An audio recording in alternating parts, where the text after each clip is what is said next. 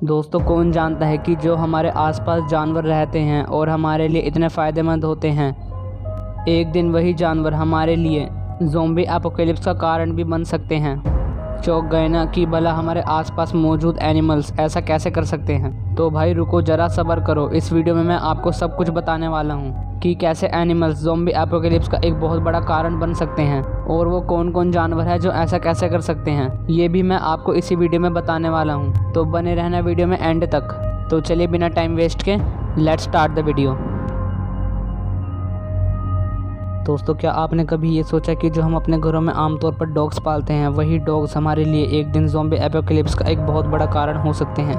दोस्तों, अगर हम रिसर्चर्स की माने तो ऐसी बहुत सारी पॉसिबिलिटीज़ निकल कर आती हैं, जिनमें ऐसा माना गया है कि रेबिड वायरस ही ज़ॉम्बी एपोकेलिप्स होने का एक मेन पॉइंट हो सकता है। और जो लोग डॉग्स में बहुत ज़्यादा इंटरेस्ट रखते हैं, उन्हें तो पता ही होगा कि डॉग्स में रेबिड वायरस पाया जाता है। अब आप ये सोच रहे होंगे कि भला डॉग्स का इससे क्या रिलेशन है। तो भाई मैं बताता हूँ, रेबिड वायरस इसलिए ज़्यादा खतरनाक है, अगर इसकी क्षमता बॉडी में ज़्यादा बढ़ गई तो ये इंसान हो या जानवर, उसे बिल्कुल माइंडलेस क्रिएचर बना देता है। एक ऐसा जानवर जो ना तो कुछ सोच सकता और ना ही अपनी मर्जी से कुछ कर सकता। मैं ऐसा इसीलिए कह रहा हूँ क्योंकि भाई ऐसा एक रियल में केस हो चुका है। हुआ ये था कि एक डॉग फाइट में एक डॉग को बहुत ज़्यादा इंजरी हो जाती है और उसके शरीर पर बहुत ज़्यादा बाइट के निशान भी हो जाते हैं और उन बाइट्स के कारण उसके शरीर के अंदर रेबिड वायरस की क्षमता बहुत ज़्यादा बढ़ गई थी, जिसके बाद वो एक माइंडलेस क्रिएचर बन गया और जो भी कोई उसके आसपास आता वो उसे काटने लगता, exactly like a zombie. So may be अब आप समझ चुके होंगे कि मैं क्या कहना चाहता हूँ।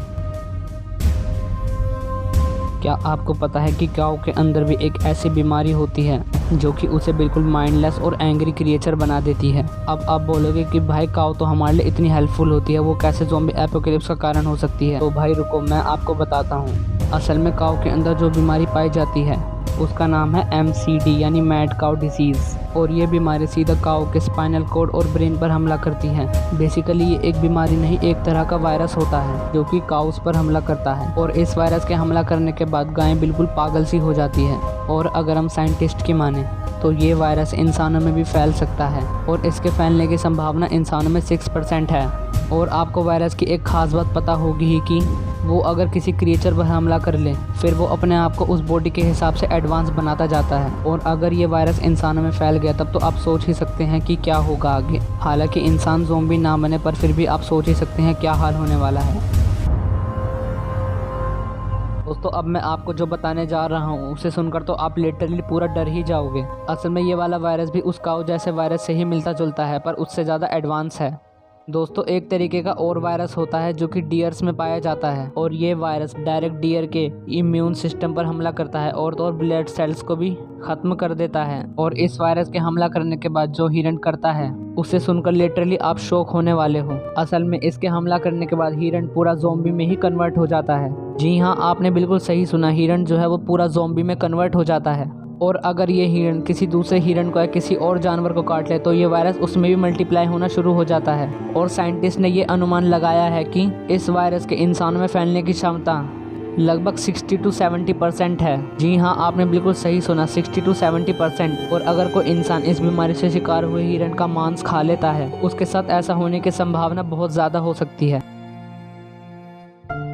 दोस्तों, इसे आप कोई बीमारी तो नहीं कह सकते, पर हाँ ये एक एक्सपेरिमेंट ज़रूर था जो कि रैट्स पर किया गया था। असल में हाल ही में साइंटिस्ट ने रैट्स पर एक एक्सपेरिमेंट किया था जिसमें उन्होंने रैट्स के अंदर एक ऐसा वायरस इंजेक्ट किया था जो कि दूसरी चीज़ों पर हमला कर सके, जैसे कि इंसेक्ट्स एंड पेस्ट। और ऐसा इसीलिए किया गया था ताकि जो घरों में इंसेक्ट्स होते हैं उन्हें ख़त्म किया जा सके। पर ये एक्सपेरिमेंट तो फेल हो ही गया, पर उसके साथ जो हुआ उसे वो साइंटिस्ट अपनी लाइफ में कभी नहीं भूल सकते। असल में जिन रैट्स पर ये किया गया था वो रैट्स दूसरे इंसेक्ट्स पर तो हमला कर रहे थे, पर साथ ही साथ उन्होंने उन साइंटिस्ट पर भी हमला करना शुरू कर दिया, जिसके बाद वो चूहे बिल्कुल बेकाबू से हो गए और उन्हें काबू करना बहुत ज़्यादा मुश्किल हो गया था। इस एक्सपेरिमेंट के फेल हो जाने के बाद उन चूहों का ब्लड सैंपल्स लिया गया और ब्लड सैंपल लेने के बाद रिसर्चर्स ने ये क्लेम किया कि ये वायरस रैट्स के अंदर बिल्कुल इवोल्यूट हो गया था, यानी कि उसने अपने आप को बहुत ज़्यादा एडवांस कर लिया था। और सिर्फ रैट्स ही नहीं बल्कि जिन जिन पर उन रैट्स ने हमला किया था वो सब जानवरों में ये वायरस पाया गया और बाद में वो भी ऐसी हरकतें करने लगे। फिर उसके बाद ये वायरस ह्यूमन ब्लड के अंदर भी टेस्ट किया गया तो ऐसा पाया गया कि ये वायरस रेड ब्लड सेल्स को